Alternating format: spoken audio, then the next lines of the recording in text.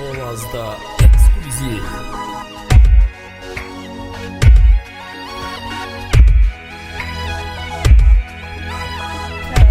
Ferhat Production təqdim edir.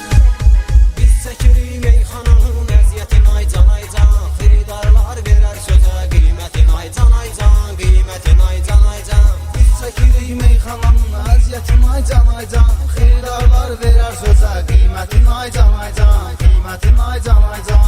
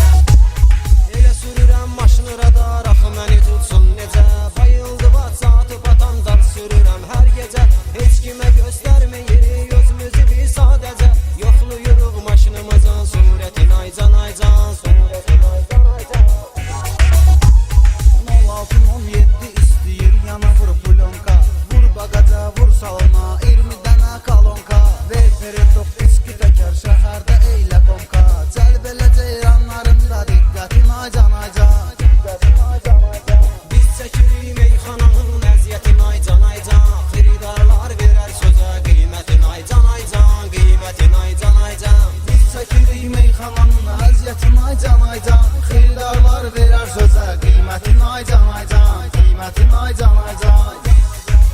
Volaz'da ekskluzif.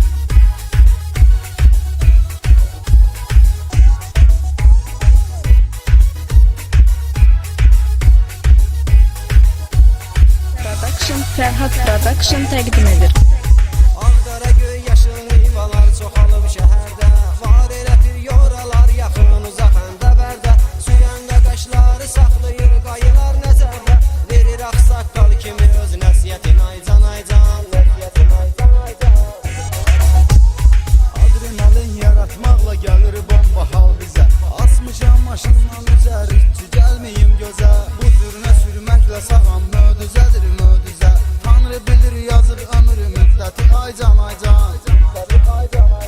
Biz çəkirik meyxananın əziyyətin aycan aycan. Xiridarlar verər sözə qiymətin aycan aycan. Qiymətin aycan aycan. Biz çəkirik meyxananın əziyyətin aycan aycan. Xiridarlar verər sözə qiymətin aycan aycan. Qiymətin aycan aycan.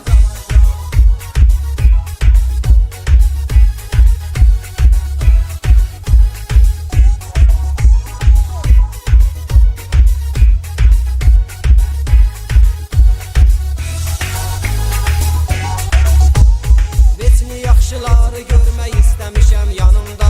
Təbi mənə Allahdır verən, qorxu yoxdur canımda.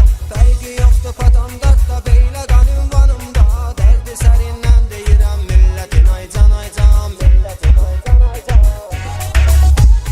Ama mənə dəstəkdir canım bölgəsində talışlar. Orada meyxana həm maşın üzrə gedir yarışda. Çoxdur dostlarım en qədər, biləs var da tanışda. Saxlayırlar bu adilin hörmətin aycan aycan.